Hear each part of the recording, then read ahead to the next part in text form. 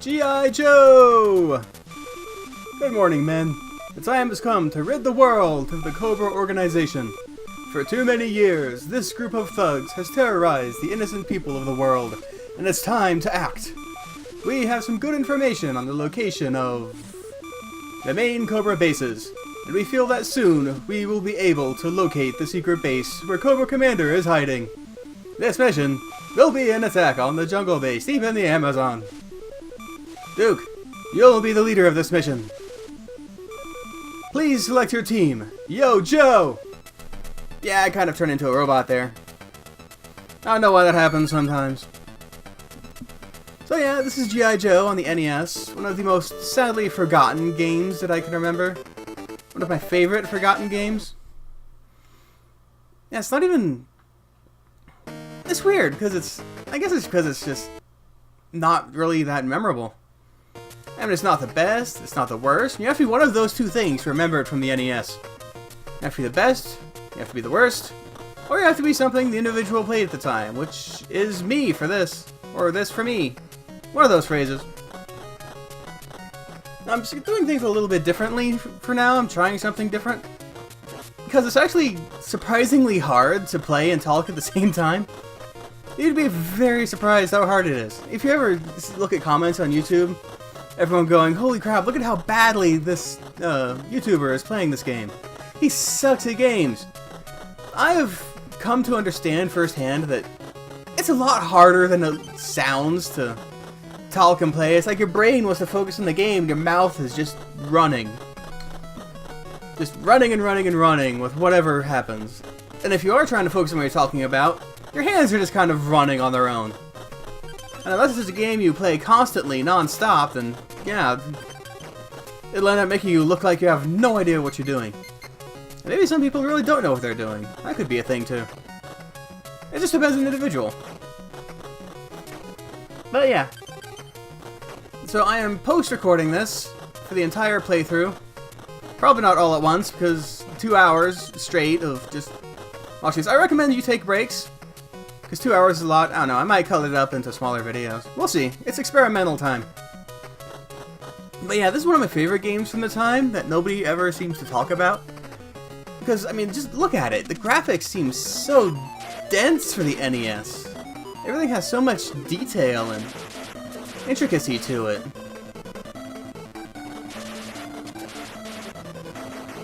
Even the ship looks good, the characters look good, the bullets are all different and imaginative.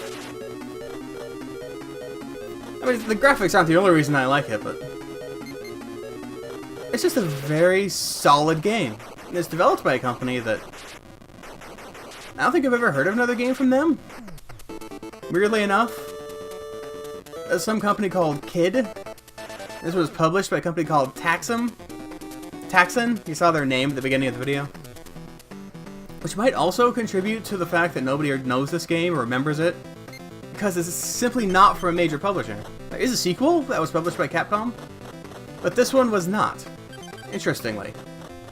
Apparently Kid was able to keep the rights to G.I. Joe after being... Yeah, apparently Kid had the rights to G.I. Joe instead of Taxon, so they took the rights to Capcom, basically, which is weird. Also, G.I. Joe wasn't the most popular franchise, even at the time. I know it had its fans. I was never a huge fan. I liked certain things. I love this game. I love Snake Eyes because he's a freaking ninja. And when you're 12 years old, a ninja is just the biggest, best thing in the world. They will just kick your ass while they drink their tea. That's what a ninja will do. One pinky up in the air around the cup. The other hand holding a sword to your throat. As their foot goes down to your crotch. And then you are in pain.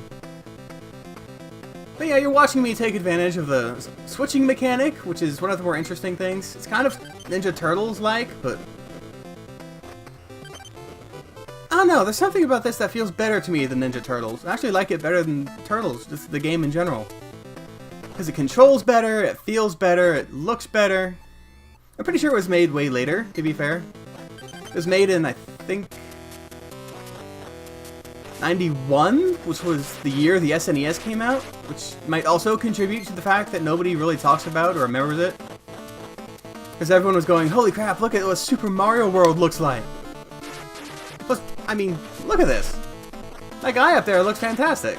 I'm not sure why he's flying or why he's Superman. I don't know the G.I. Joe characters all that well, but look at him.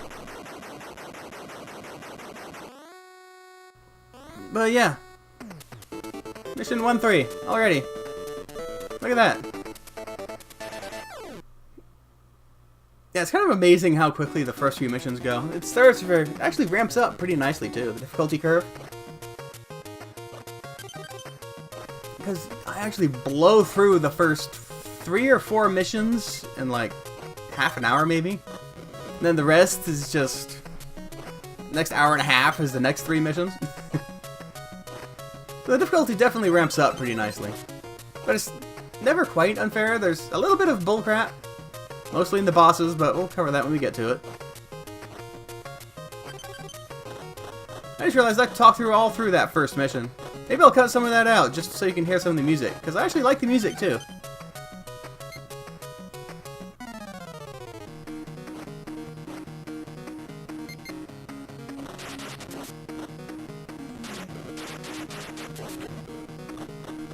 Yeah, as a kid, I pretty much only used Snake Eyes. Partly because, hell yeah, ninjas. Oh. We have beaten the first level.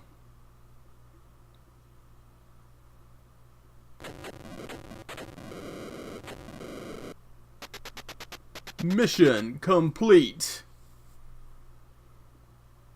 And here's me trying to figure out how to advance the stupid dialogue box. Turns out it's always start.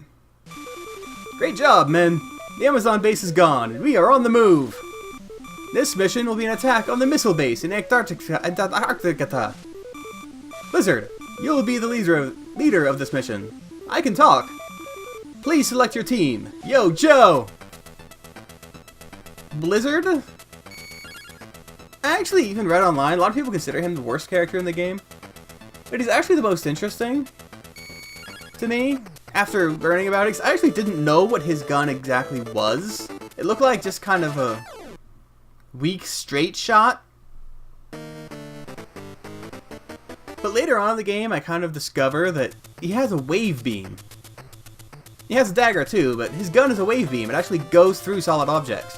It's the only gun in the game that does that. Which isn't very practical in this game, to be honest. Because usually when you come to an enemy, if they're on the other side of a wall, then they're not a threat to you. And if they're not on the other side of a wall, then you don't really need it to go through walls to hit them. And usually if you do take them on the other side of the wall, by the time you get yourself to that other side of the wall, they're respawned anyway, because respawn distance is actually kind of hellish in this game.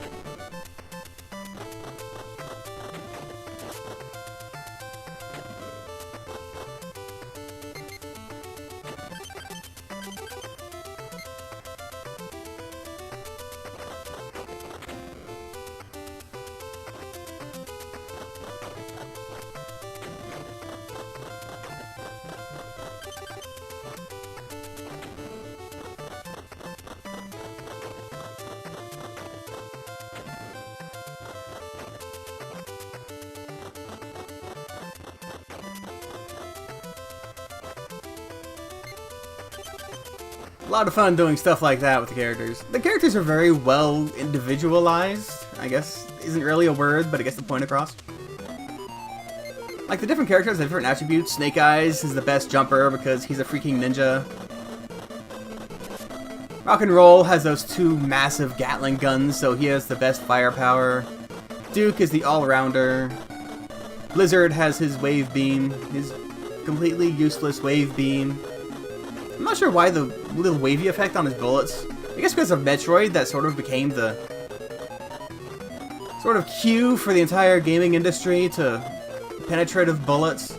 Penetrative? That's not a word either. I'm not even sure it gets the point across. Piercing bullets. That's what we'll call them. Ground piercing bullets.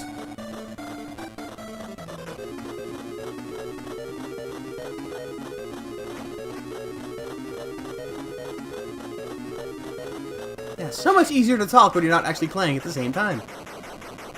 It's uncanny and yet so logical. course, there's a chance I might run out of things to say at some point, at which point you can just enjoy the rest of the game. I will let you know if that happens. Oops, I completely forgot to read that. I wanted to read all the text in this game, and I just talked straight through that. I am being completely irresponsible.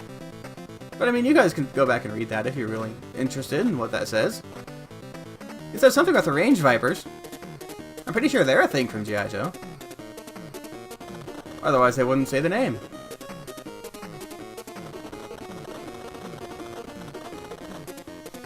And another cool thing about the game, you can totally commandeer the enemy vehicles. Which it's not unheard of in games, but the very unscripted way it's done in this game just feels very unique to me, at least as far as the NES goes. Because the levels aren't really designed around them, you just sort of find them hidden away. Like this thing was hidden in its own little Inviso patch of land there. Like just behind some steel girders you had to find the way into. It's so easy to just walk past it. In fact, there's a vehicle later on I do just walk past. I either forgot or never knew it was there. Because I did play this game as a kid. Obviously, since I've talked extensively about how this is one of my favorite games that nobody remembers. I just completely missed that vehicle.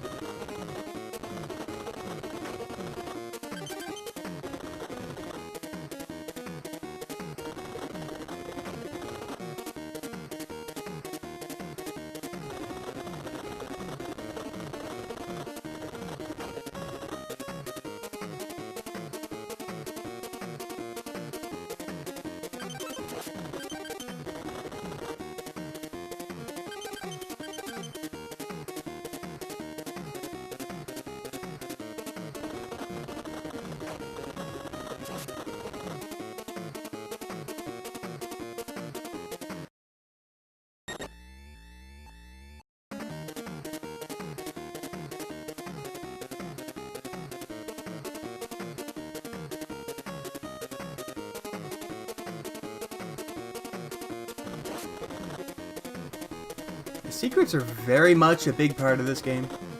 Finding your way through little invisible hidey holes. And this level actually does a good job of introducing you to that. I mean, they're just all over the place, even in just this little area. You can see me still trying to focus on Snake Eyes. After beating the game, I've kind of changed my opinion on who the best Joe in the game is. I actually think it's Rock and Roll, just because of the spread and sheer power of his gun. But I was still trying to go back to my childhood and go all ninja on the Cobra clan. I don't think they're called a clan, but they should be.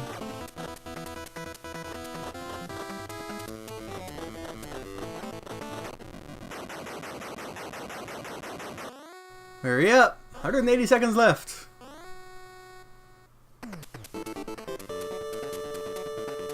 For as complex as the game gets in those little labyrinthine areas, it's actually okay. So my men were not so hot, but I will blow you away, Joe. That just makes it sound like he's talking to a dude named Joe.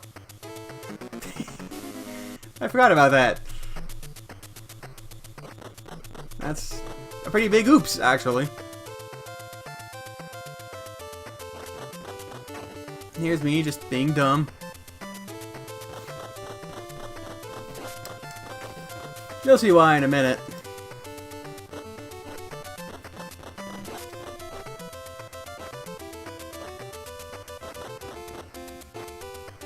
I wonder if there is a guy named Joe in G.I. Joe. There should be. He's like the head of the organization, secretly pulling all the strings. Darn you, Joe!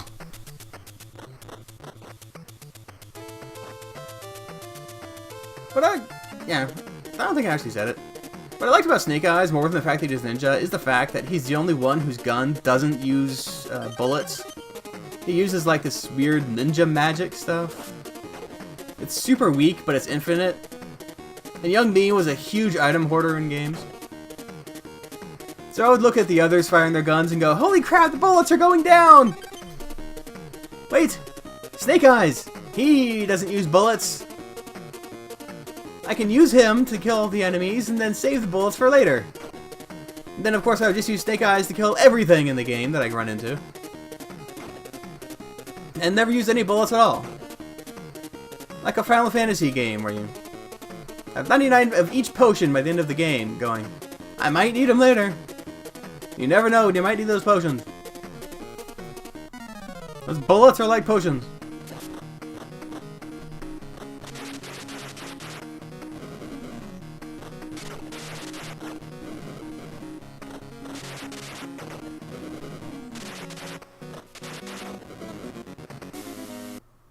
Tactics failure. Mission incomplete.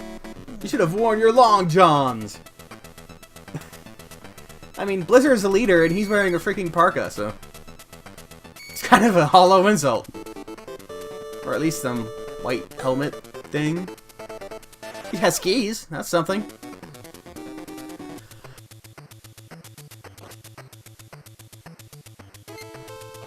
And here's where I wisen up and actually go exploring. Oh wait, I did that before. Never mind. This is where I actually just make it through. Spoiler warning! A spoiler warning, I beat the game. Not like that's why I'm recording this or anything. I actually might record games that I don't actually beat. Just if I get sick of the game or something like that. Because part of the original idea of this whole series thing was giving sort of a realistic view of what playing the game is like. Not like a speedrun, not 100% completion, just playing the game. Playing a game that you might not be able to find today.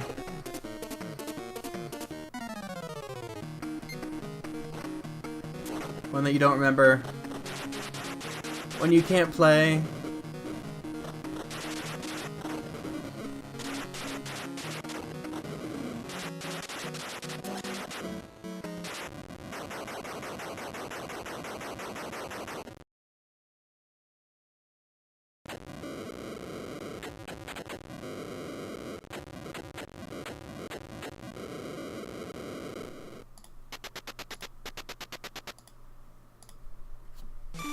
That was close. They almost launched. Great job, men. This mission will be an attack on the supercomputer base. Under New York. Snake Eyes. You'll be the leader of this mission. Please select your team. Yo, Joe! Of course, here is when Captain Awesome takes the lead.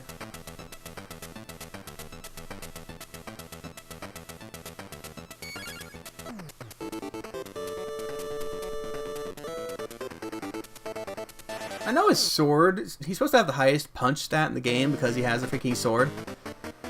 But it seems like everything takes 2 punches to kill, so it doesn't really seem to affect the game any. Which is weird. I mean, even like Duke punches out all of the enemies I tried to punch in 2 hits. And of course this part's just a cakewalk.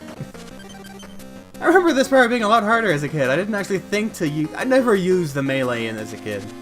I was like, that's for sissies who run out of bullets. Because I'm Snake Eyes, I have infinite bullets. No, just walk up and punch them all. Or slice them all.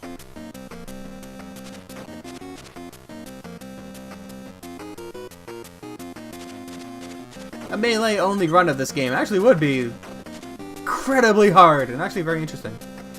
I'm sure someone out there would do that. Not me, that's for sure. Maybe if I go crazy someday and start doing some of those crazy, stupid challenge run things.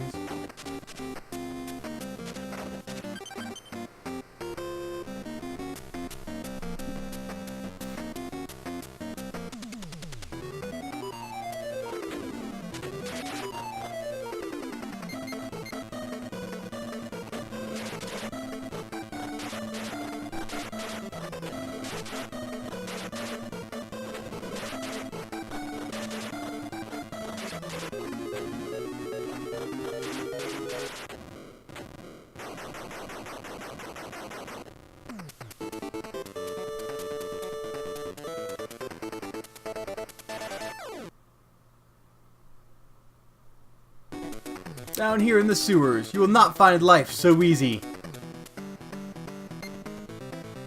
That's just a really random threat. Yeah, I actually read these messages as I was playing, but I guess I didn't really read them. I was more reciting them in my brain to try and get timing for how long it would take to speak them. But I didn't really sit and comprehend what exactly they were saying. Down here, you won't find life so easy, so I guess the taxes are high. There's a bunch of bad kids.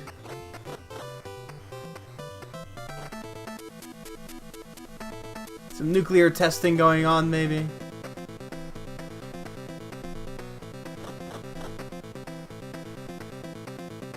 And yeah, if you haven't noticed, every, like, third level is one of these labyrinth stages where the goal isn't to progress to the end exactly, but to plant all these bombs around. Which perhaps is another reason that it didn't find much favor with gamers. Because people liked their puzzles well enough, but maybe not mix with their action quite so much. It's basically Contra with puzzles is what it is. Maybe not quite to that extent, but it's close. Ah, there's me being smart and actually using the sword, using the melee.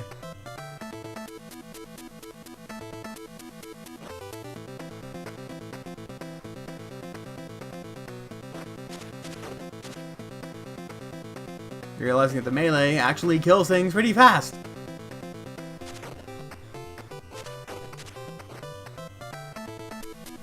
And I'm pretty sure at this point I was going, holy crap, why have I never done this before? Just cut them! That's all you need. Just call me Cutter from now on. No elf ears required.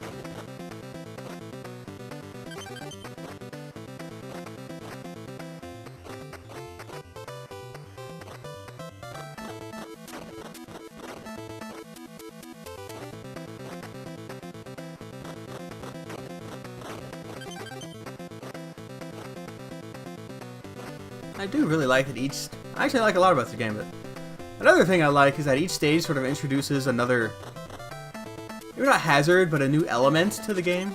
Like this one introduces the climbable walls, where you can cling to them and climb upward. Those will get a lot of use throughout the rest of the game, but they're kind of introduced here. It's actually a very well designed game. Except for some of the bosses. The bosses can be a little janky. Not the ones we've seen so far. They've been pretty simple, but some of the later ones are a bit, yeah.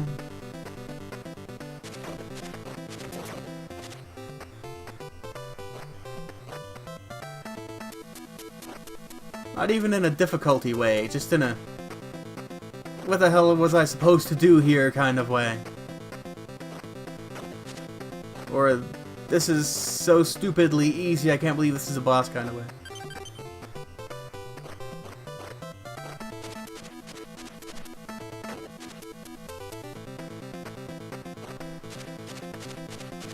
Swing and a miss, swing and a miss, swing and a miss.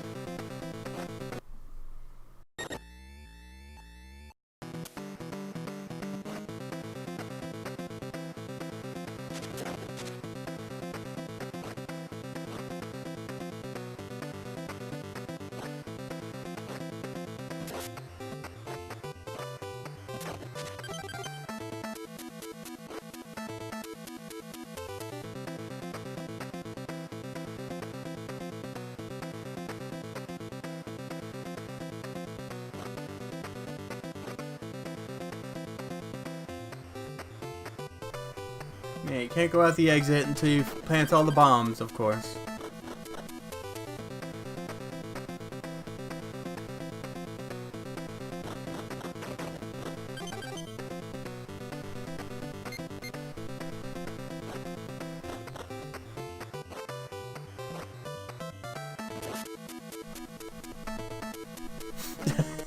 You love when you discover secrets by complete accident. Just total happenstance.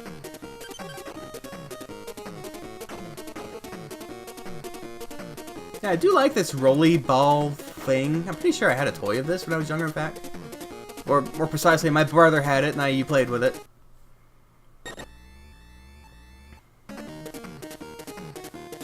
But the big problem with this vehicle is that it's the only one that can't break the blocks that lead to secrets. So if you need to break a block to get to something, it's actually really terrible. That becomes a huge issue later on in the game. And you can't drop through floors or anything either, so... I'm pretty sure that's why I can't get to that stuff in there, because it's just the whirly ball thingy can't go through the walls that the normal characters could go through.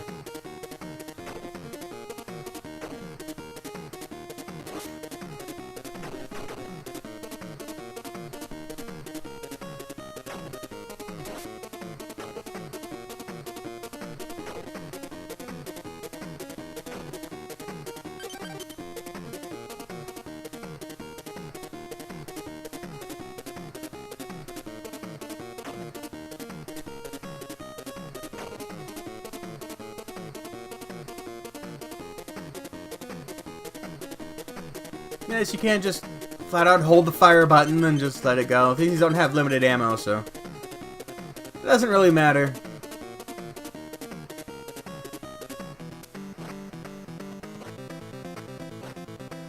Of course, you can drop out of them at will.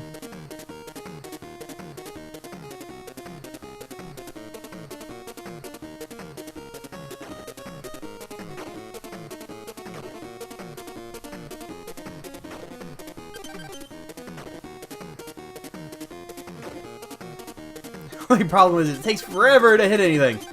Other than that wall thing, it takes forever to hit anything.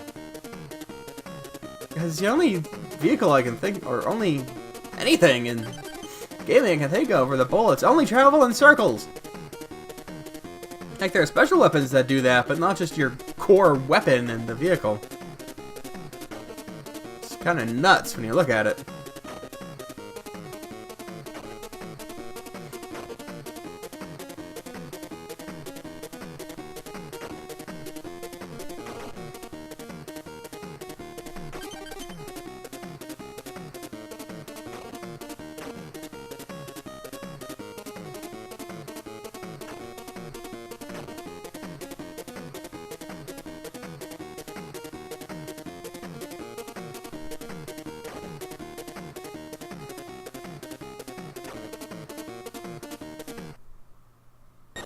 The most obvious bomb, the one I missed, of course. That's how it always goes, isn't it? The one right next to the exit. Almost always.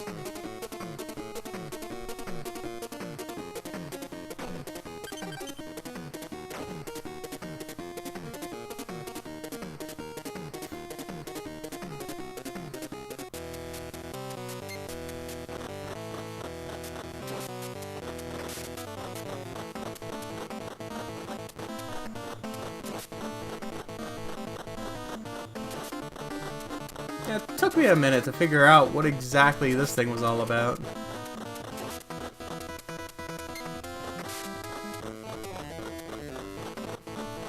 But of course, the boss has to use the new mechanic. Boom. Wall clinging! I don't even know why you can shoot the wall while you're clinging to it. I don't think you can aim backwards. You just shoot the wall. Maybe you can aim backwards, I just never tried.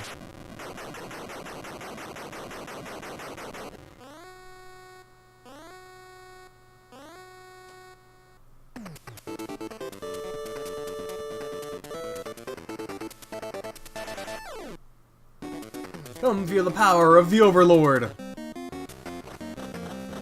Yeah, there's the one I just actually tried to go for it, and I just completely miss it. I'm pretty sure what I missed was right over here. No? You actually can't climb up that. So I have no idea how to get that. Look at it. Okay, I don't feel so stupid. I could probably go in that wall in the upper left or something.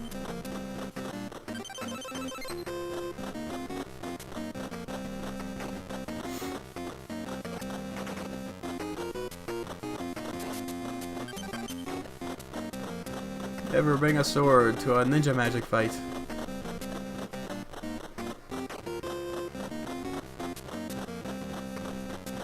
But always bring ninja magic to a gunfight, remember that.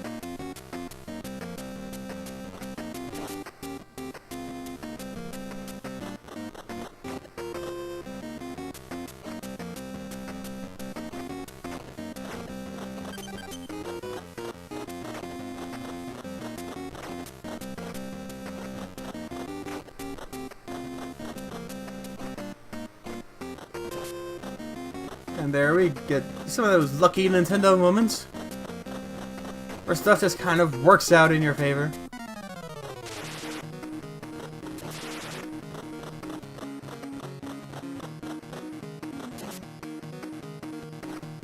Yeah, the boss designs, they're not all great, but they're all very unique from each other. None of the bosses feel repetitive. I will give the game that, absolutely.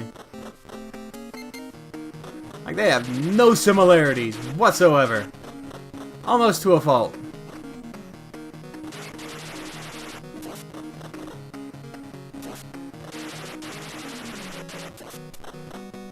And here I figure out all you have to do is start to jump over him, and then I'll back off. Back off, back off. Something like that.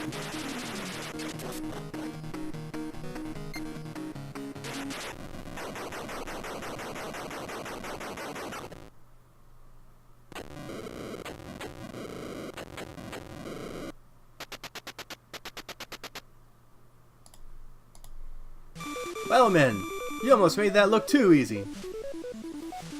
Great work! This mission will be an attack on the base in the Black Hills. Captain Gridiron, you'll be the leader of this mission. Please select your team. Yo, Joe!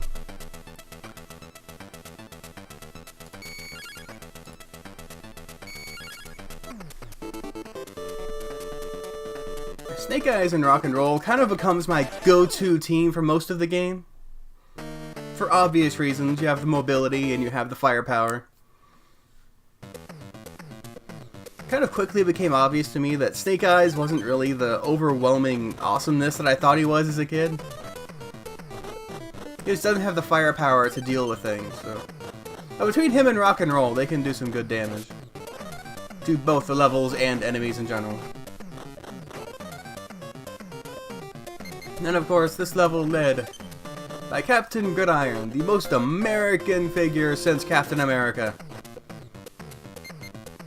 There's a football helmet in the battle, and has a gun that shoots freaking atomic footballs. I don't care what they call them, they're atomic freaking footballs.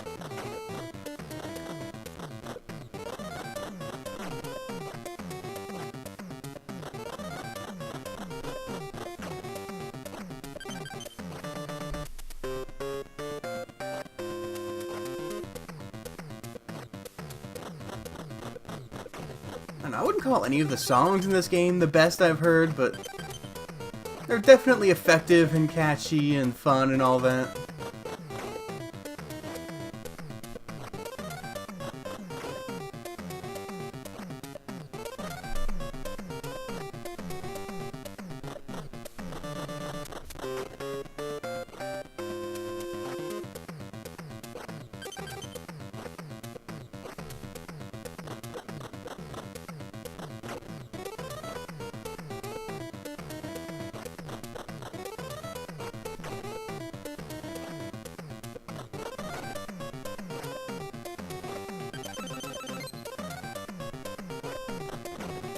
The only way you can make Captain Gridiron more American is if his power-ups were chicken wings and beer.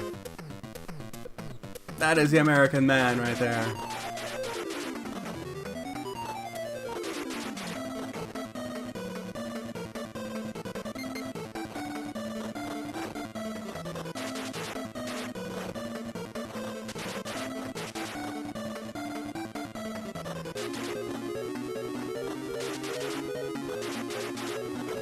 And once again, the bosses are all really unique from each other. They're not all great, but they're very unique and original. There are no palette swap bosses anywhere in the game. There's something even Mario can't say. Before you take me on, you'll have to pass the road, pig. I kind of wish I knew what G.I. Joe was, just so I knew what the road pig was supposed to be. Apparently it's a pig on the road.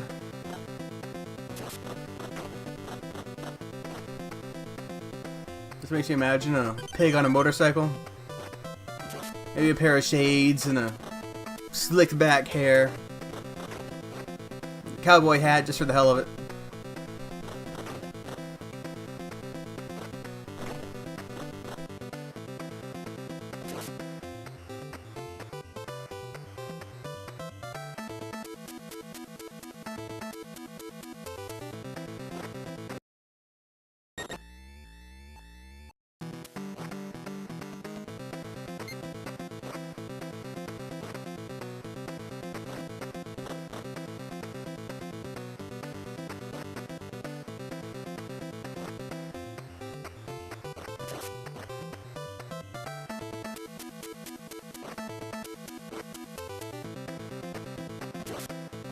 There's a lot of figuring out how to get places in this game.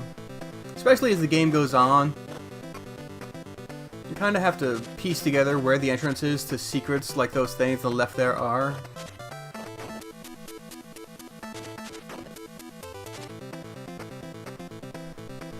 This is actually interesting. Most of the secrets aren't hidden.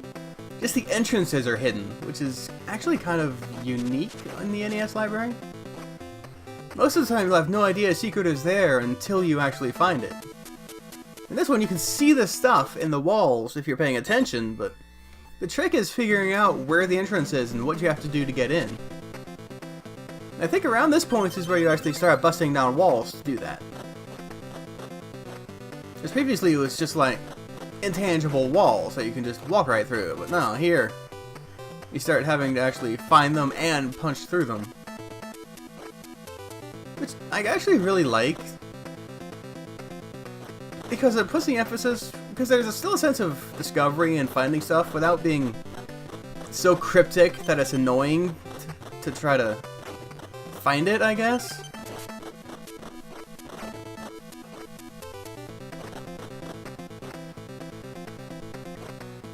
I don't know, it just feels more... Well, I know some people would use the word casual because, oh, you don't have to actually look for it and all that jazz, but...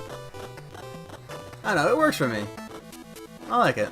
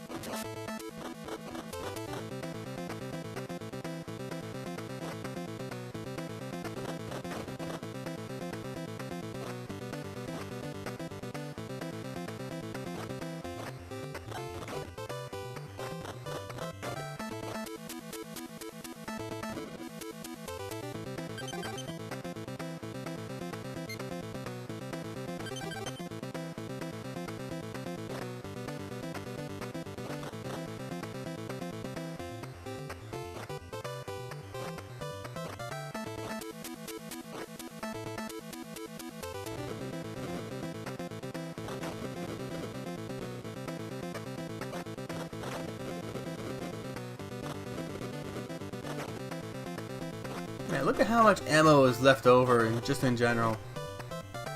There's no reason to conserve ammo. Well, you can run out of ammo. It actually does happen to me, but once in the entire game did I actually run out of ammo.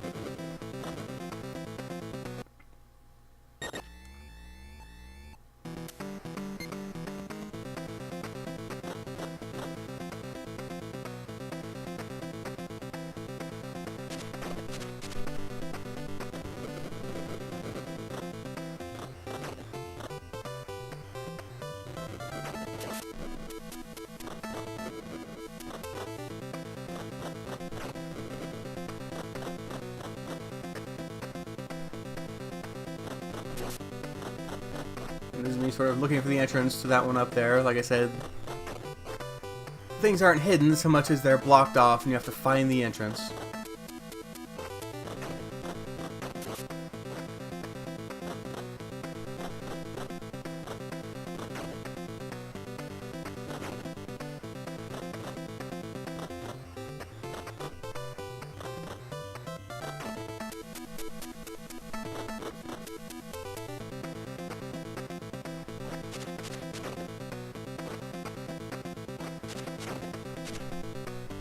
Ahaha!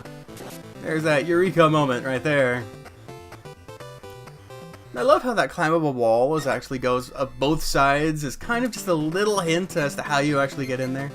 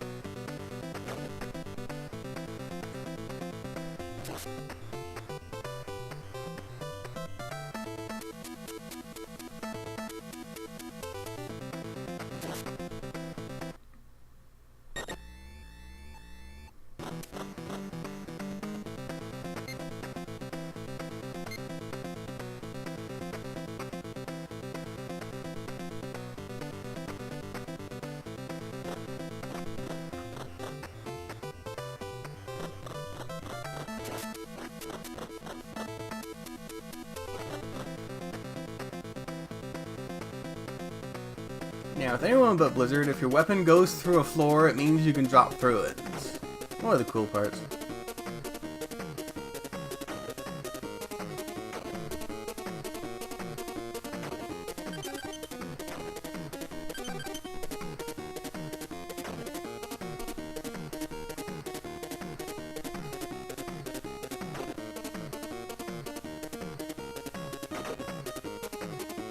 Sort of, kind of like tapping a wall with your weapon to find weaknesses to blow through.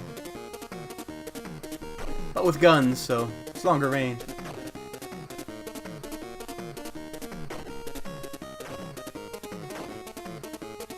No, can't go out. Got one left. Even I'm sitting here yelling at myself, I know where it is! Go get it, you idiot!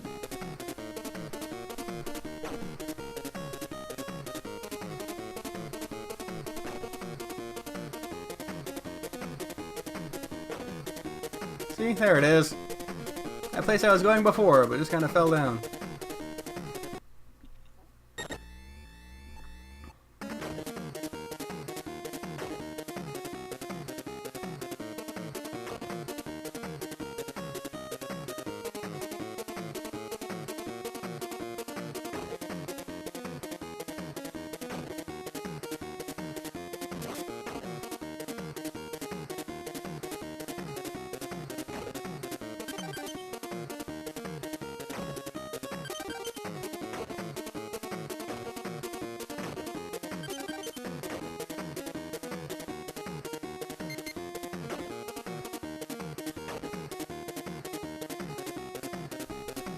And this guy is one of those janky ones I was talking about before.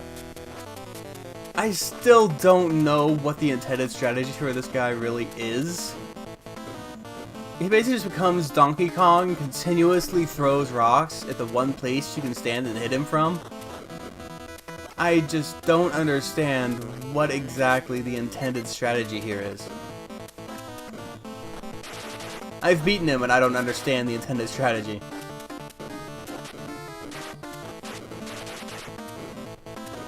Look at this, it looks like you can almost start doing something there, but... No, maybe I just gave up too soon. Snake Eyes could actually do that, jump the rocks as he throws them. Just jump back and forth and shoot at him as you can, but... I don't know, I really don't.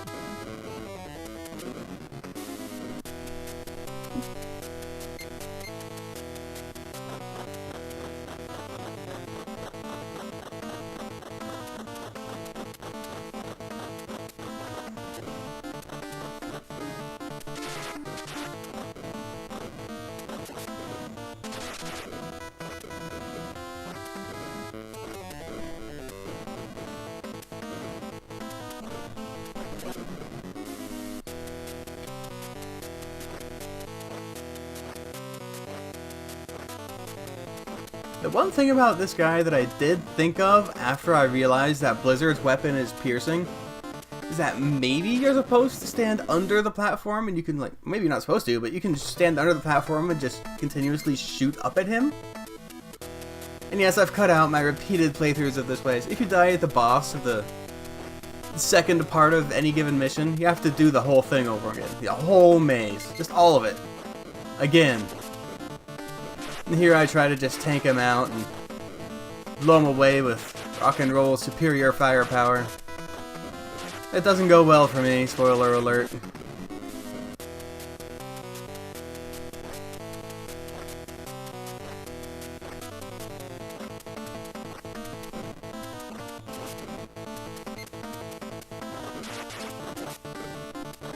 What really sucks is that his life comes back when a Joe dies. You'd think, considering there's 3 Joes there, and they're pretty much all in the same life, that you could just keep throwing them at him until he dies. But no, his life comes back if a Joe dies.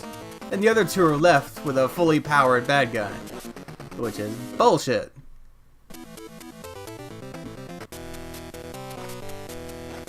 And yes, for once, I didn't choose Snake Eyes on this run. It felt weird not having Mr. Ninja with me.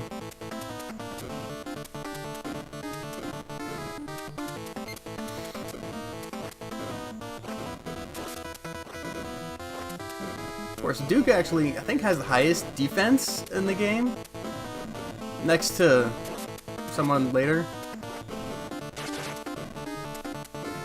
Yeah, he can actually take a lot of punishment without dying.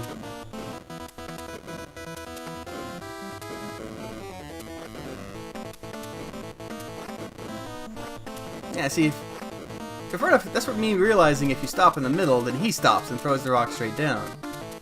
Which is where I think maybe you could use Blizzard to just shoot up at him through the conveyor belt instead of trying to contend with that crap.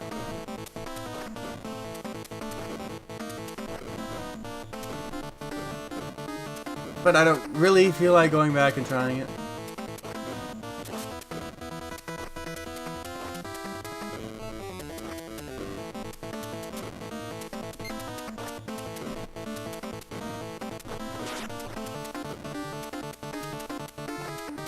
I don't know, maybe Captain Gridiron has the highest defense. I don't really know. I knew Duke is supposed to be like the mid-range character. The all-rounder, the Mario, the blah blah blah.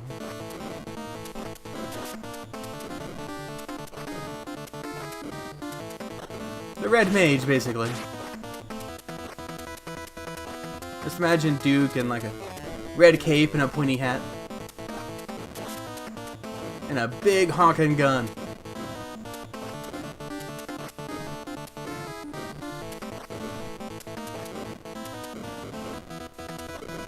This is me trying to figure out the pattern. How to get up there and stay up there without just... Actually also trying to figure out why he's not throwing straight down suddenly. He was doing it earlier.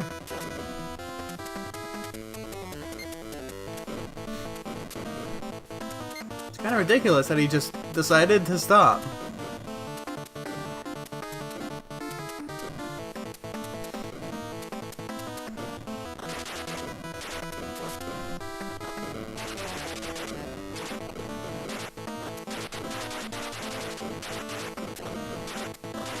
And somehow that's the run that succeeds. I still don't quite get the strategy there. Mission 4, 3, 2, 1, let's go, Joe! Fall while fighting me, and you'll be vulture meat. Oh crap, did I just... Is there a vehicle in the wall on the right there? Does this have one of those wall scalers in it? How did I miss that while I was actually playing? I actually want to go back and check. That would be so useful. I hate this section. I mean, I don't know how long it would last with all this crap flying around, but that would have been so handy, at least for a little bit.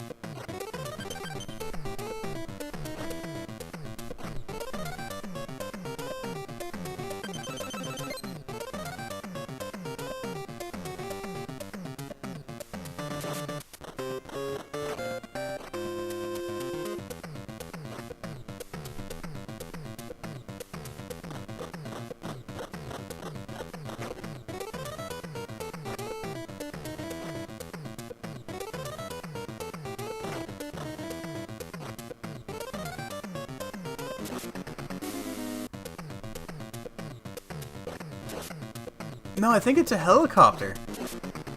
Yeah, it's a helicopter. Holy crap! Okay, so I made this so much harder on myself than I needed to. And he totally said something different, and I completely skipped it. Probably because I was pissed off. I think that's a helicopter over there. That is nuts! I don't know how many times I've reached this level, but I've never noticed that before. Ah, dang, it's one of those things I'm sure people in comments, if I weren't actually watching it myself and paying attention, people would be going, why didn't you get that? I can see that there. Because you're not actually playing! That's what I said before. It's so much harder to play and talk at the same time.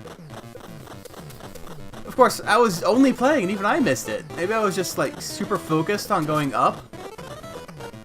That's something that can happen too. You can play for so long and get so frustrated that you kind of get into this mode where you're only kind of paying attention. When you just start getting worse at the game despite getting more and more and more practice.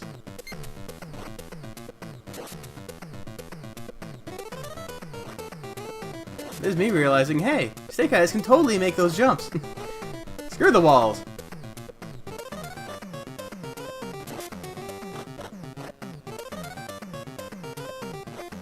Mostly.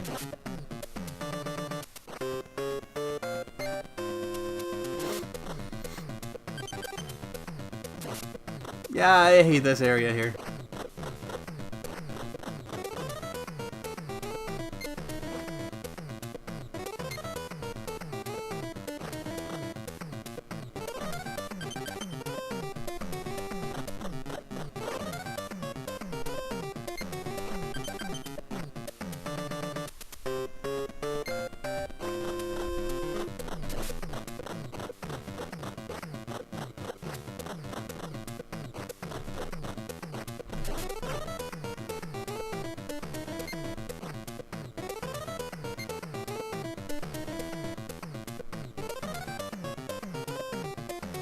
As I said, Snake Eyes is supposed to have the highest melee, but honestly everyone kills the enemies in the same amount of hits, so it's kind of irrelevant.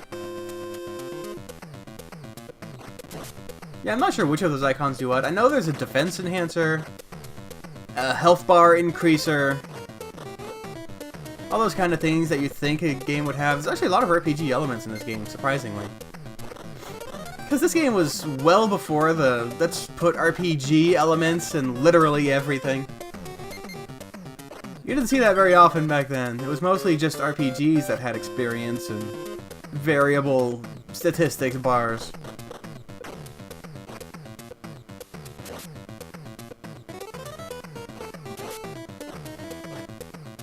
As opposed to today when even action games have it. This boss! This guy, again, I still don't know how I ended up beating him. I don't know what his actual mechanics are. I mean, I get the beam thing that you can see it coming. It's just him I don't quite know how to deal with. Because it seems like he jumps when you do, but sometimes he doesn't. And sometimes he will move planes without you jumping, like he did right there. So I don't know what his patterns are, I don't know what his triggers are.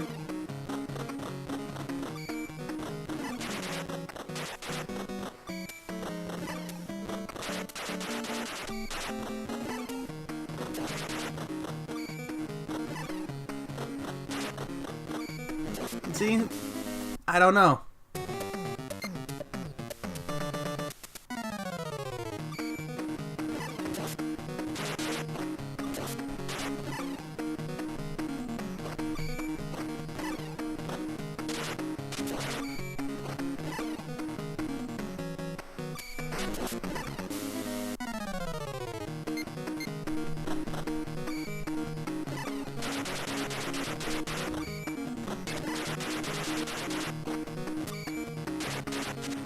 This is me trying to use melee damage for more damage.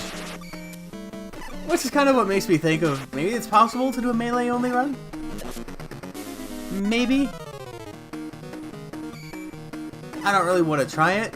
I'm not the special challenge speedrunning kind of player, so if someone else wants to give that a go, have my blessing. Unless someone's already done it. I bet someone's already done it.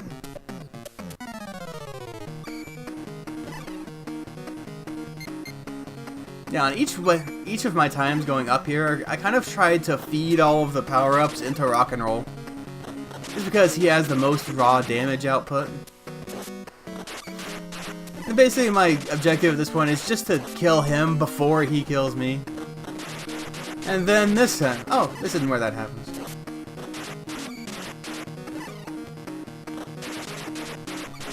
Which I guess that kind of describes all bosses in every games ever. Just kill them before they kill you.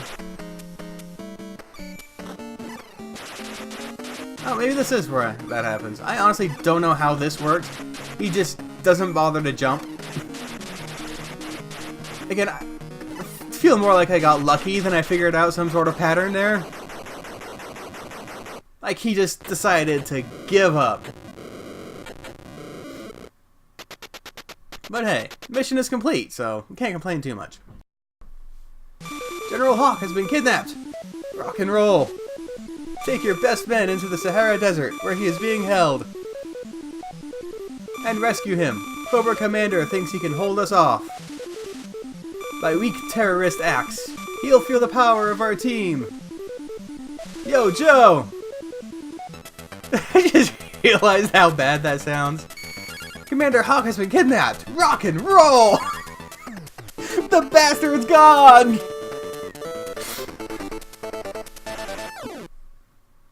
Screw that guy, I always hated him anyway!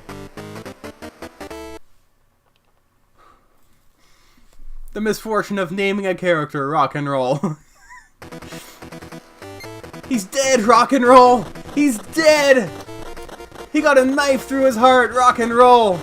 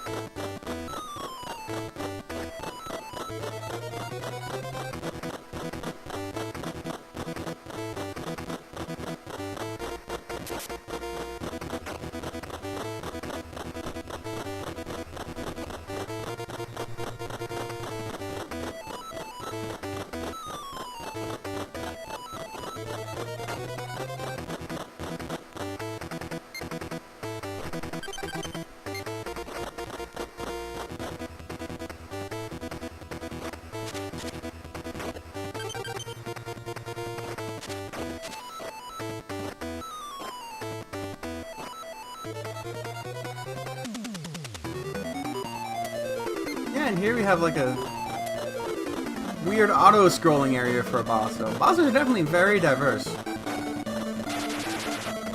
not really any denying that. Well, I guess you can deny it, but you're a freaking liar if you do. Liar.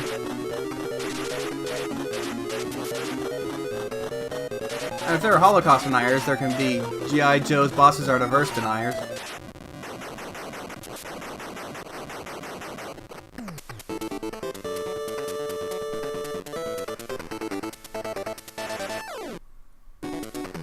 Destro's forces will be your ultimate challenge. Destro, I do remember him. He is the guy with the metal head.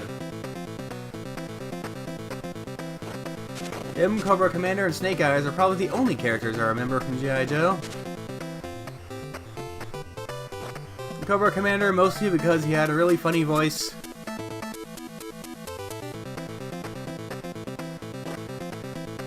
Sounded like very evil Donald Duck.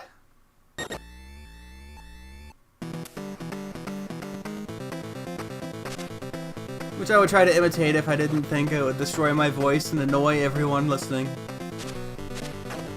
Not just everyone watching the video, but everyone listening just on the planet, listening to anything.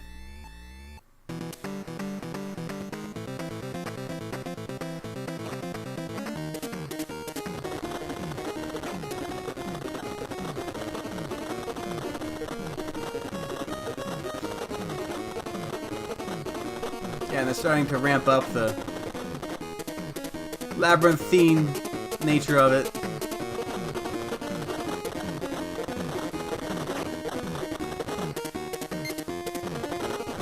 And inserting a lot more intangible walls and destroyable walls. That's the good thing about the helicopter is it can actually destroy walls. Unlike the wall crawling whirly pod thing.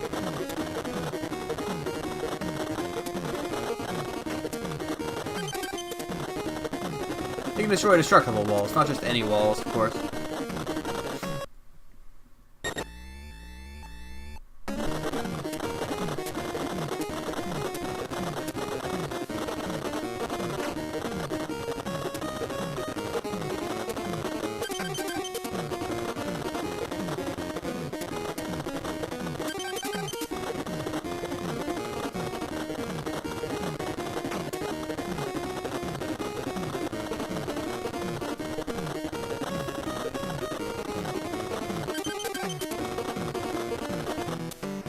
And if you press select, I was trying to check my ammo there. But if you press select, you hop out of the vehicle and it explodes. So, that sucks. It sucks for me. Now I'm just on foot for no reason. And I hate my feet.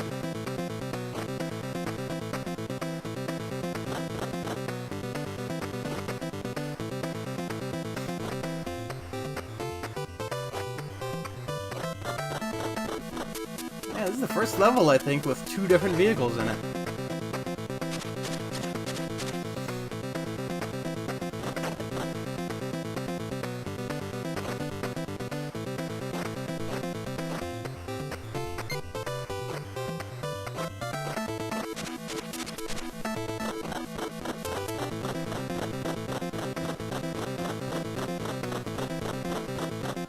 No matter how much you try past me, that's not gonna work. Or that definition of insanity line? Trying the same thing over and over and expecting different results? If shooting the wall doesn't make it crack, shoot it some more! It'll eventually crack, even though that's not how the game works.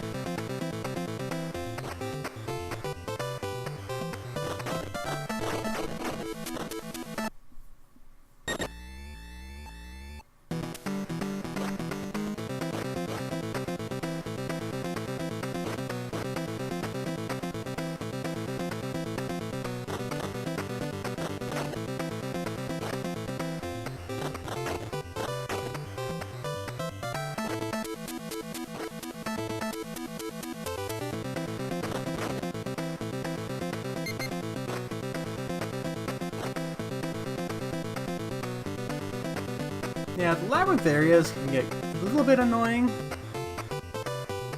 Maybe a little bit long. I mean, I've talked before about the endgame maze thing. Like, we're halfway through the video, and the only bits that are left are the rest of 5-2, 5-3, and there's one stage in level 6. That encompasses an hour of a 2-hour video. Like, these mazes get a little bit insane. Mostly the last one, for reasons that will become obvious when we get there. No. Maybe that did contribute to the game's lack of popularity today. Just the fact that combining an action game with not even a puzzle game, just I don't know how to describe it. Like a labyrinth game? Is that a thing? I guess it is technically a puzzle game.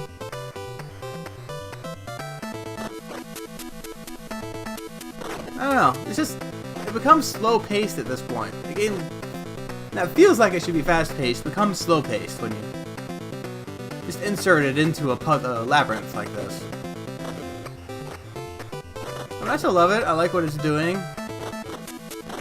I like the feel of it. It's super responsive to control.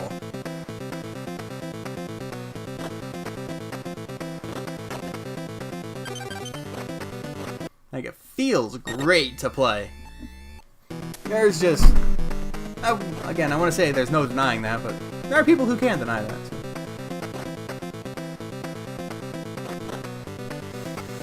The liars of the world.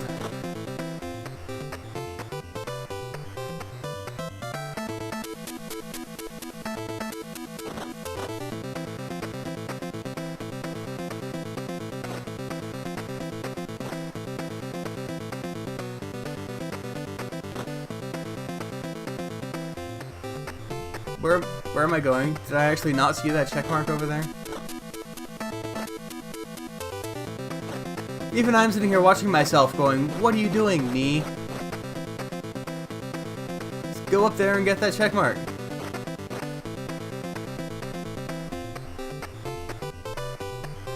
There we go.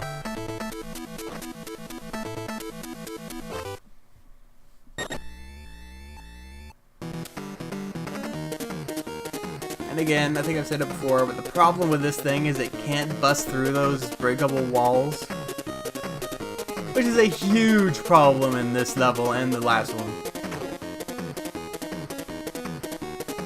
Just because there's so many spots where you have to break through those walls just to get around.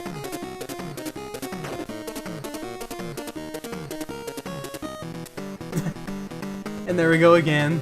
Pressing select to try to switch to the weapon and just destroying my vehicle. I don't know why you can't just get out of there. Once you're in, you're dedicated, man.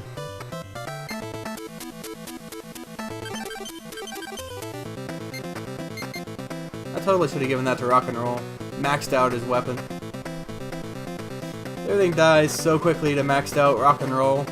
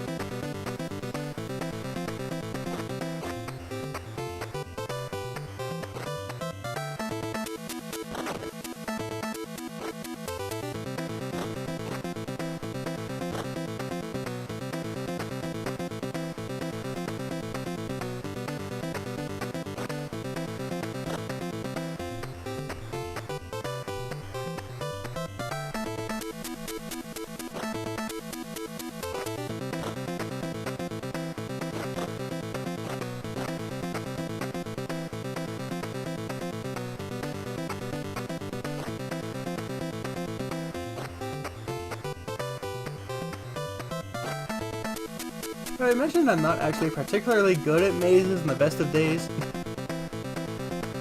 I'm not really the kind of person who's good at keeping track of where he has been. I'm more the kind of person who just wanders until he finds something. So maybe that has something to do with why these last few levels take so freaking long.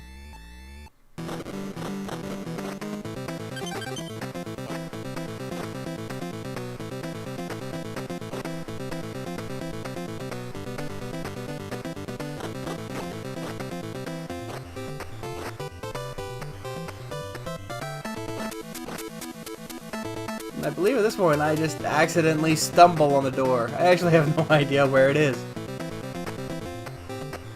Even now I can't actually remember. I don't even think it was marked. It was just like a hole somewhere.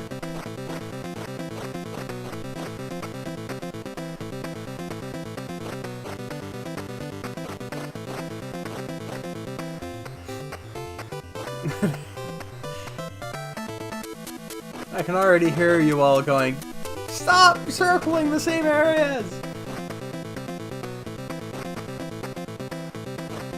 Even I'm kind of feeling it. Feeling the pain of watching me wander in the same little area like a rat in a maze. Not even a rat in a maze, like a fish in a fishbowl.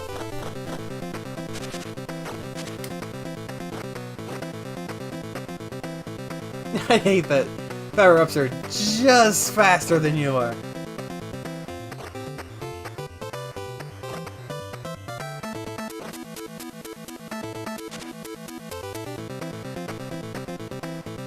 Yeah, see, it wasn't even marked exit. It was just a hole in the wall. What was that? Then there's this thing.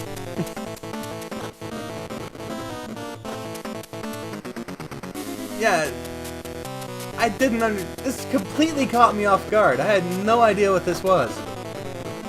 It's like that compactor scene in Return of the Jedi, but not Return of the Jedi. The compactor was in Star Wars. Yeah. But I am somewhat intelligent. I figure out what I'm doing occasionally.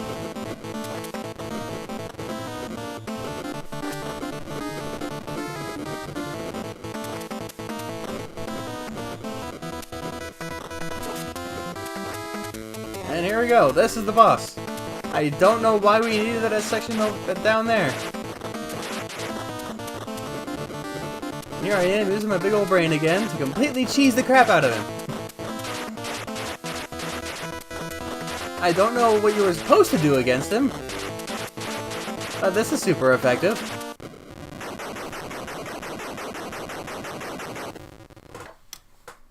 General Hawk! Thanks, men. I knew I could count on the Joe team for my rescue. I'll meet you back at headquarters. I have some very important information. So hurry up and destroy Destro. Defeat Destro. Or destroy him. Dead or alive. Either way. And here comes the Hell Hallway. So, you have made it far. Now feel the might of Destro.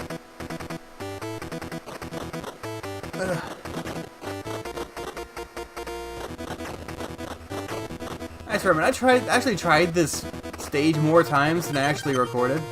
I got so frustrated at it, I actually forgot to hit record several attempts. That's how much I hate this stupid hallway. It's not even like super hard or anything, it's just it's so easy to die.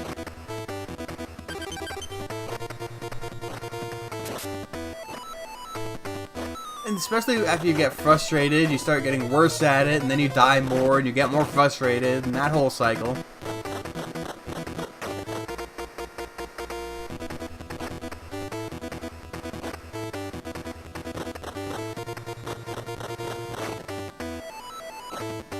I think I might actually clear it my first attempt. And then just kind of start going, ah, fuck it.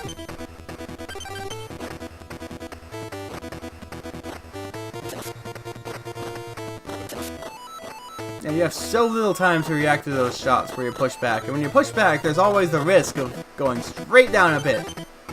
And there are handholds on the sides of pits, but those don't always save you either. I mean, they do on occasion, but it just seems to be a crapshoot whether your character grabs on or not.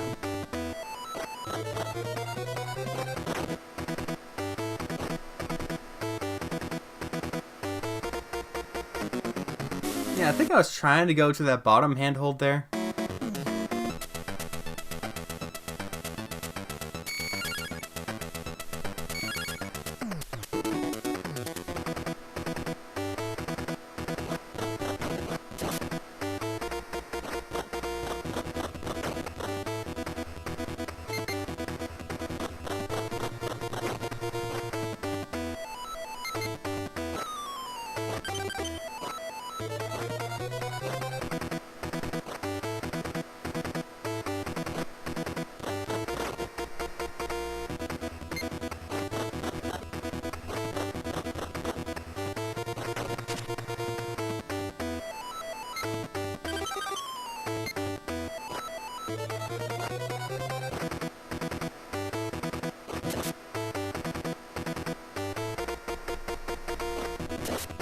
I don't know, I really like the music.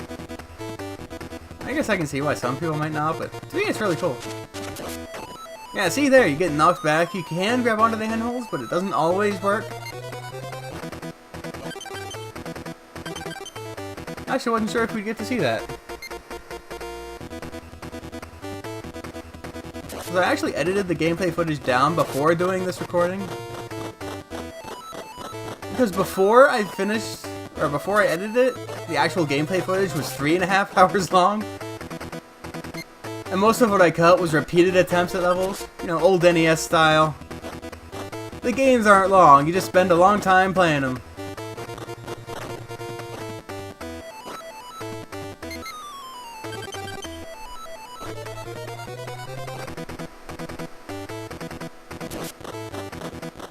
And there we go, saving yourself with a handhold again.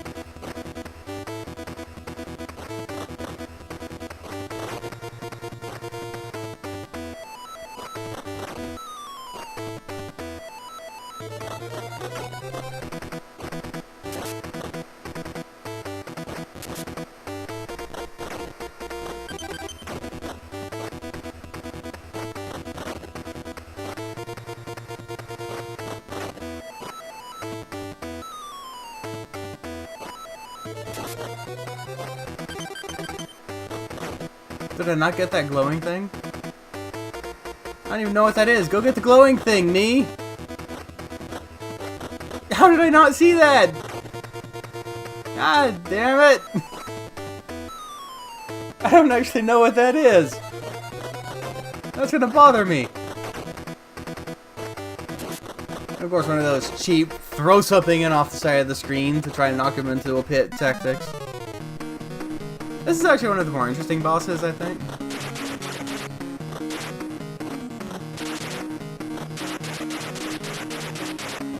But there is an extent to which he is just bullcrap as well.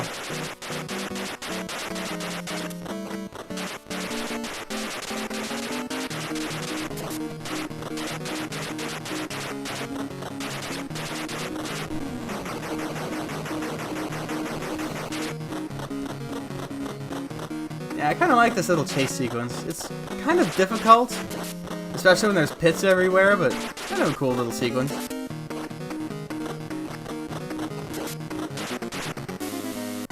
And there we go.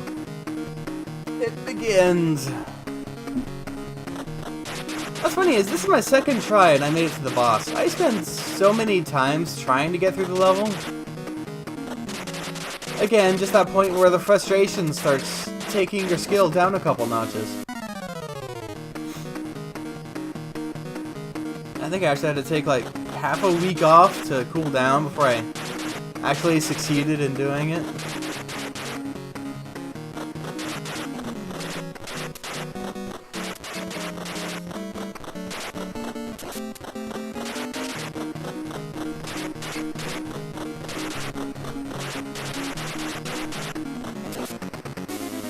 Tactics failure. Indeed. Now, cue the death montage. Of course, every 3 deaths, you lose a life. You have to start all over again. Of course, you have to start at the beginning if even a Joe dies, so.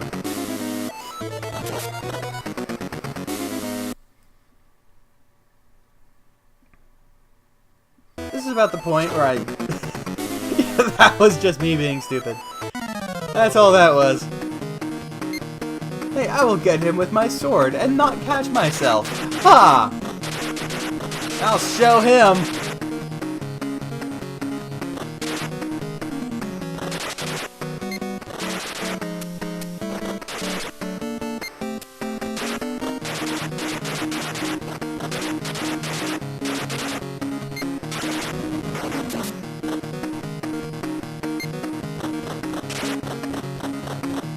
This is me thinking, aha! If I don't walk forward, I can time my jumps to not fall into the pits. Aha! Didn't quite work out for me.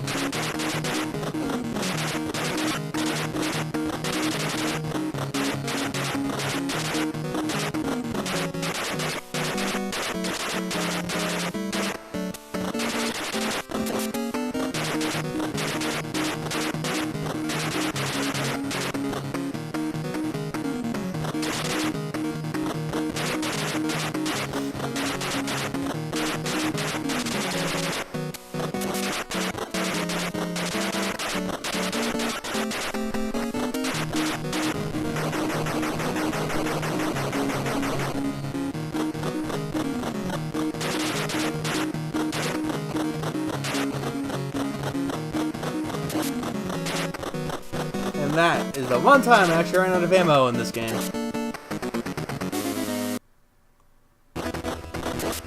Yeah, there's me trying Blizzard. It didn't work very well.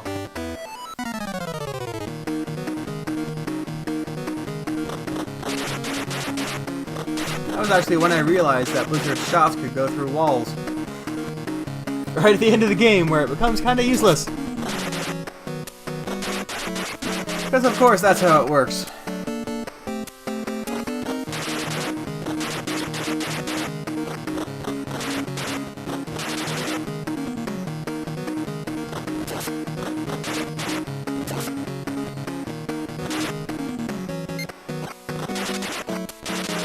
Again, my general strategy is just pump all the weapon upgrades into rock and roll and try to brute force them.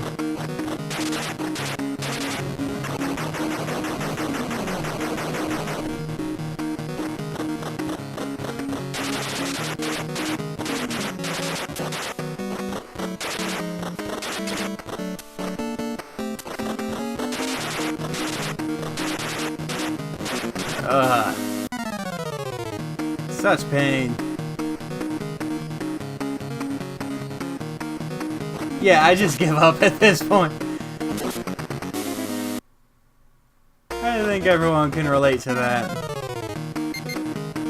Again, one of the few times I don't use stink eyes.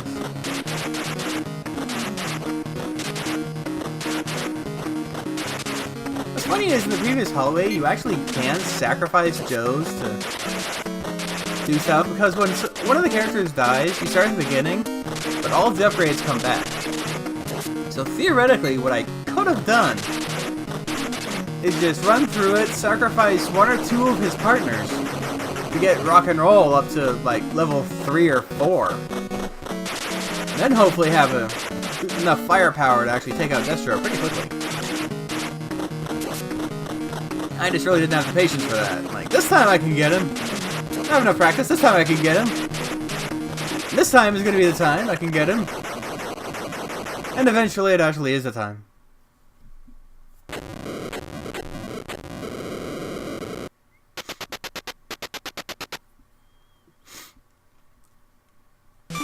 Thanks, man. I really owe you for that one. Anyway, while I was being held prisoner, I overheard a few Vipers discussing their latest orders, and they mentioned the location of the base, where Cobra Commander is hiding out. This is going to be our toughest mission yet, so I'll lead the team. Wish us luck. We just might earn our wages this time. Yo, Joe! General Hawk joins the party. I actually really like this. General Hawk doesn't appear as a playable character anywhere else in the game except for this one mission. And I feel like compelling climaxers are one of those things that games often struggle to do, especially back in the NES era, because it was hard to create story motivation when you had very minimal story. Like in this, I guess you could have used that General Hawk being captured as the final stage, and it would have been kind of a motivating factor, but from a gameplay standpoint, it would still just feel the same as everything else. But I love it when games throw something at you that you don't get for the rest of the game, just for the final level. And in this game, General Hawk has the best stats of everyone and pretty much everything. And he has a jetpack with unlimited fuel, so he can just fly around all he wants. I actually think he might have low stamina. He might take more damage, or that just might be how strong the enemies are. I'm not sure. But General Hawk is just throwing another character at you in general is just a great way to close out the game and kind of ramp up the final level. I absolutely adore that. It's kind of like what God of War did at the end. When at the end, instead of using the Blades of Chaos you've been using through the whole game, you get that massive sword. And then you're just in that arena with Ares and just have to duke it out. I kind of liked that, and I kind of didn't. Just because it didn't just add something cool for you to do, it took away everything that it gave the game its identity. General Hawk here adds to what you've been able to do the entire game. she can fly around. Which just feels great to do after an entire game of having to make these precise, careful jumps and all that.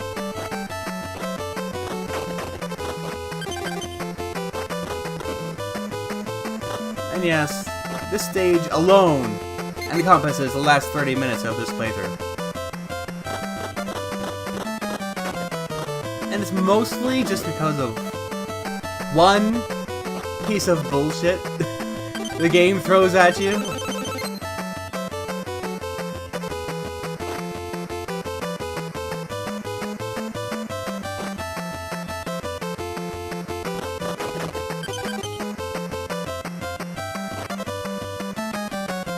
But yeah, big fan of games that give you really cool new options right at the end of the game, just to give you that feeling of, oh crap, this is getting serious now.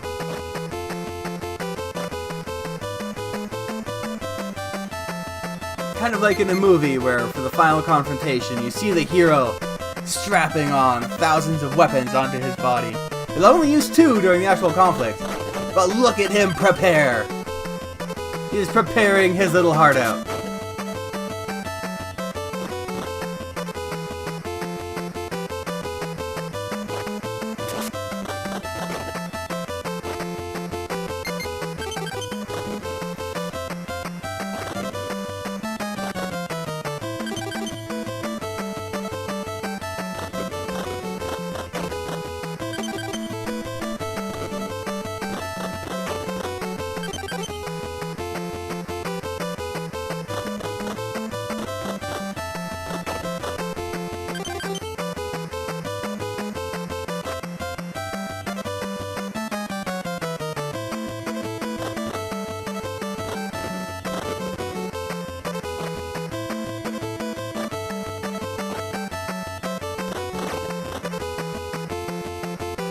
Oh, and there we finally have that final vehicle. The one I missed back in the sewer level.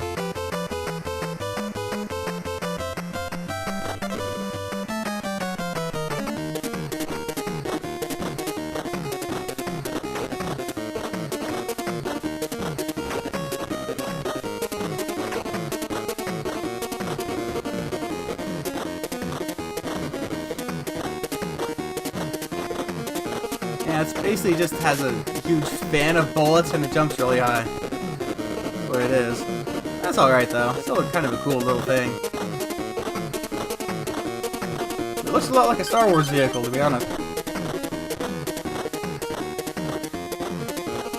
Like R2-D2 mated with a grasshopper.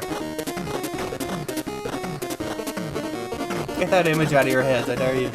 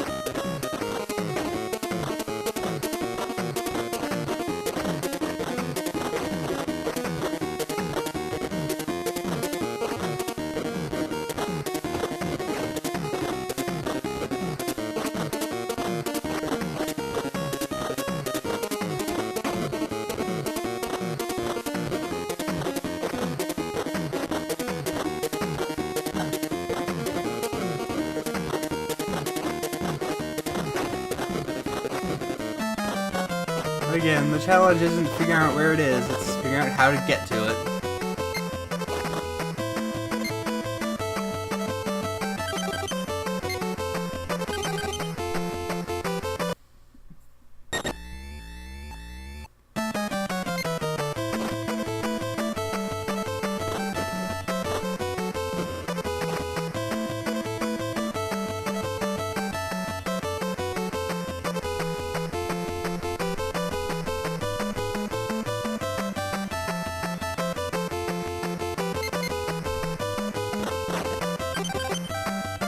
Stand there staring at my butt awkwardly.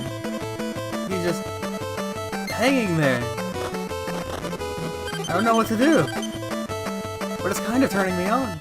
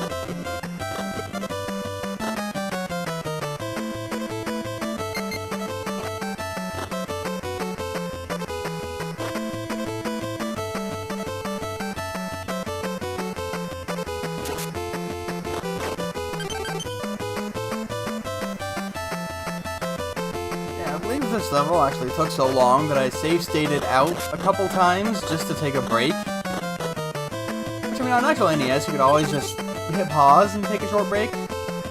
So it's not like that's something you can't do on an NES.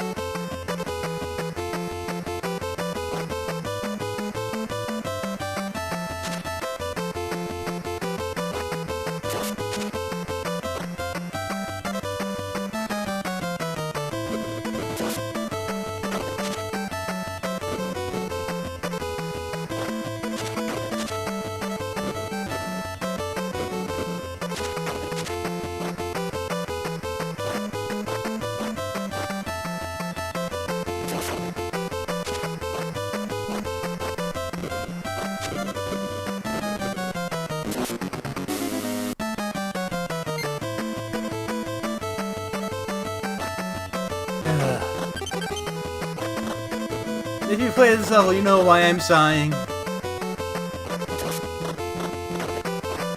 If you haven't, you will.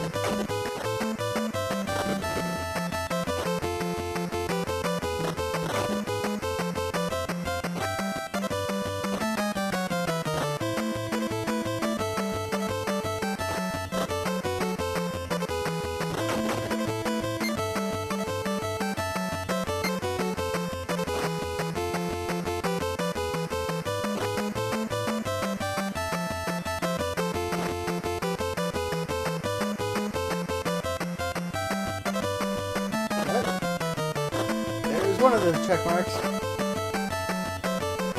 I actually think it's kind of cool that even though they give you a jetpack, you can theoretically fly everywhere. They still have those handholds just in case General Hawk actually dies. And the other Joes can actually get around the level. Actually, I don't know if I like that or not. Part of me thinks that General Hawk should have been the only Joe in this level.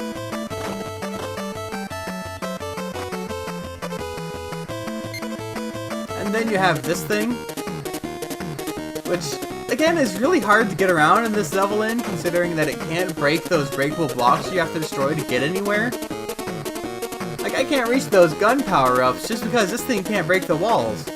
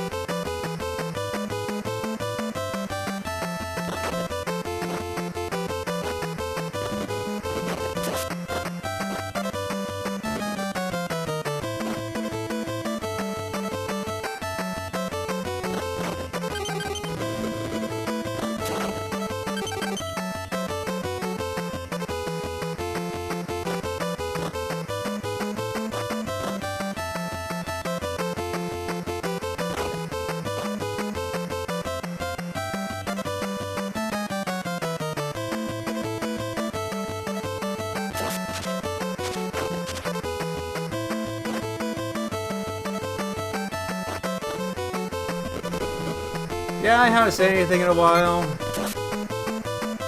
How much can you say to this, really? But as time ticks down, I have a little pro tip for you. If time runs out, the bombs detonate, and I believe the mission is over. But when a Joe dies, the timer resets. So you can give yourself more time by sacrificing a Joe's life. And here is where I reached revelation. If you look down, that is some bull crap. I mean,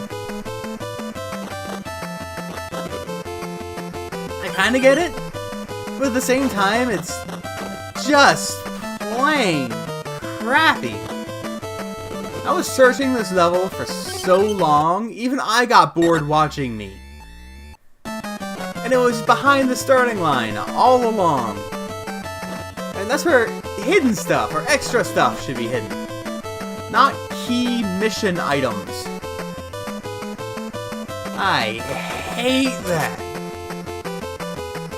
And I'm going to be completely honest. I save stated right there. Just so I don't have to play through this level again. Just in case.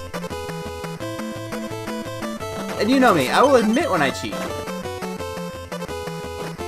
And this is one of those instances where I just said, I'm not doing this level again in its entirety.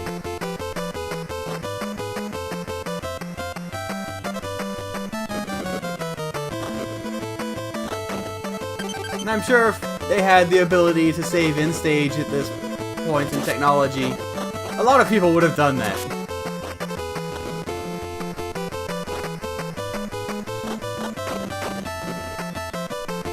I mean, the Nintendo frustration can be very real.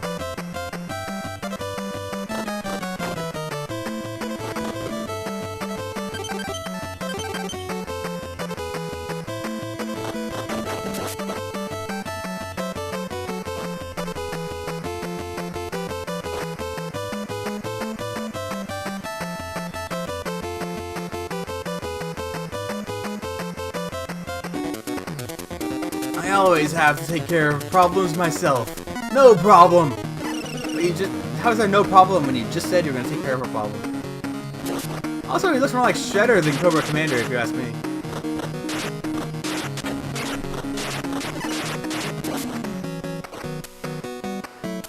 I like that lizard thing. It's kind of funny. And yes, I loaded the save state instead of going all the way back to the level again. I will admit it when I cheat. I also went and found health just in case, but as you will see here, I really didn't need it. Because this is probably the easiest boss in the game.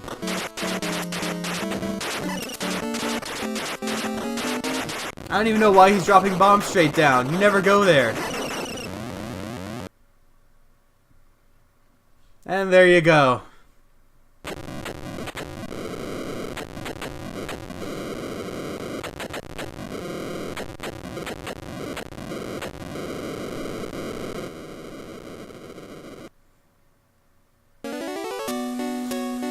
Congratulations! Cobra Commander is finally defeated, and all of his main bases have been destroyed. The world is now free from the tyranny of this group, which has been terrorizing the world for so many long years. The gratitude of the world is now yours, and the G.I. Joe team will live long in the memory of the peace-loving people of Earth.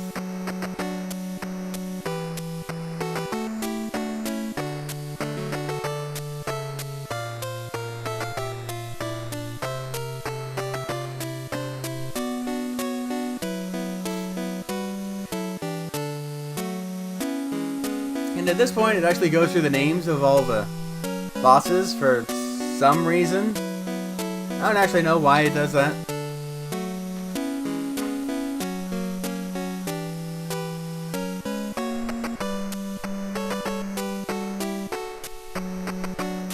Well, obviously they want to sell toys, so that's probably has something to do with it. Everything to do with a Hasbro. I think it's Hasbro. Is G.I. Joe Hasbro? Either Hasbro or Mattel. I'm pretty sure it's Hasbro. Yeah, anything to do with the Hasbro property is basically designed to sell toys. That doesn't mean they can't be awesome. I mean, these properties are remembered, well, maybe not G.I. Joe so much. The problem with G.I. Joe, I think, is the whole patriotism thing. People aren't patriots anymore, they're more Americans. I'm like, oh, you're not. Hell yeah, America! You're more, yeah, I'm American, sorry. I couldn't help it.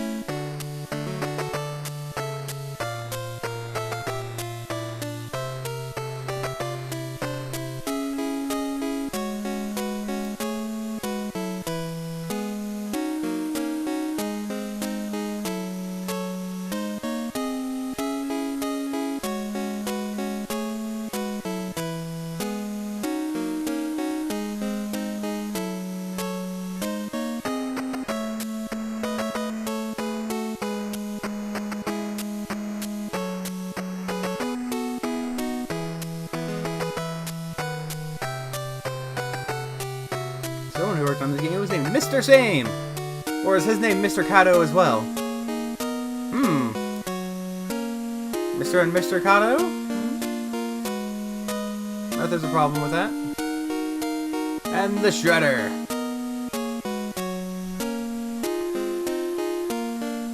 Oh, he does throw them outward. He was just throwing them straight down when I was floating there shooting him.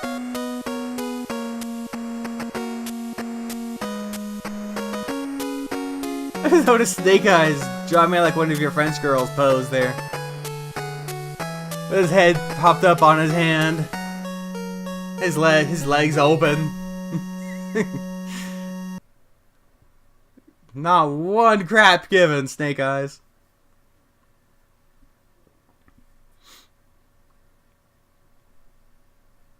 And it turns out there is a second quest to this game.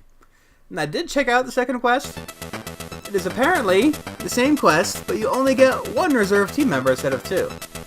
And I think the enemies do slightly more damage. There's also a third quest, where you get one team member as well, but you actually get less time to do levels in, and the enemies do more damage. Which is wonderful if you want to do that. But I don't. So that is our look back memory lane at G.I. Joe for the NES. And we will continue to remember stuff as we come back next time. Later.